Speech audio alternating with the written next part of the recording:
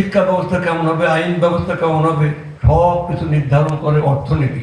Ibn Battuta তার ভ্রমণ বৃত্তান্তে লিখেছে যে এদেশে প্রবেশের হাজারটি দরজা আছে কিন্তু বেরোনোর কোনো পথ নাই।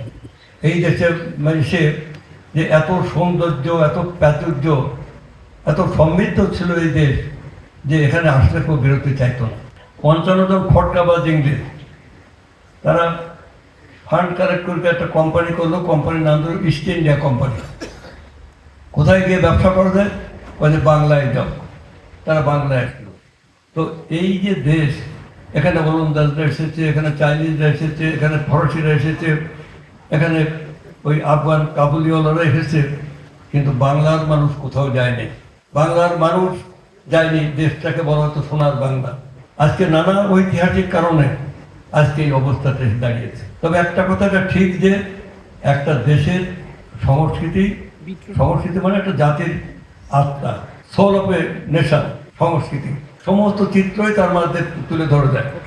একটা দেশের সংস্কৃতি কেমন হবে, ধ্যান ধারণা, মূল্যবোধ, তার আচরণ, তার বিহেভিয়ার পেছনে তার অ্যাটিটিউডের পেছনে তার সিস্টেম অফ বিলিফ, এটা কেমন হবে, শিক্ষা ব্যবস্থা কেমন হবে, আইন ব্যবস্থা কেমন হবে, সব কিছু নির্ধারণ করে অর্থনীতি।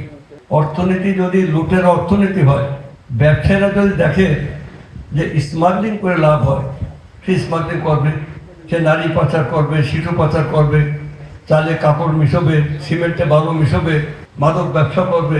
এই কাজটাই তো হয়েছে একটা বেশ কিছুদিন ধরে একটা অন্ধকার যুগকে পার হয়ে আমরা এসেছি, এখনো সে অন্ধকার কাটে নাই।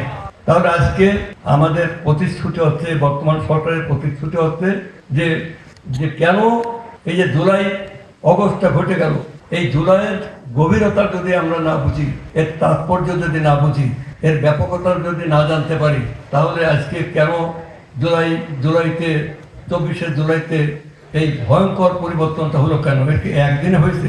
দিন দিন ধরে এই ঘটনাগুলো ঘটে এসছে।